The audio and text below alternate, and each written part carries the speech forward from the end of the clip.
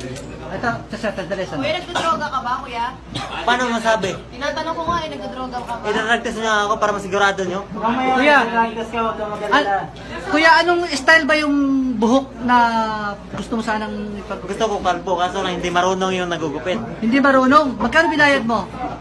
Walang bayad-bayad yung kaibigan ko yun. Kaibigan mo. So, mabilis ang gupit yan. Paano mo nasabi mabilisan? Kasi, ayan o, di ba? Nakatulog na nga ako sa sobrang tagal, paano mo nasabing mabilisan? Uka-uka eh. Galit ka ba? Eh, hindi po.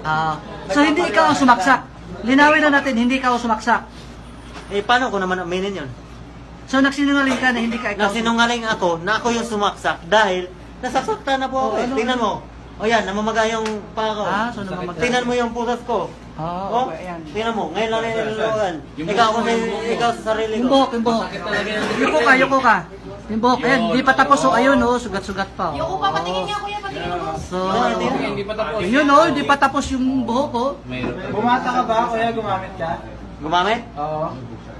Bakit mo ba ang tanungin? Dapat drug test mo na lang ako para masiguro mo.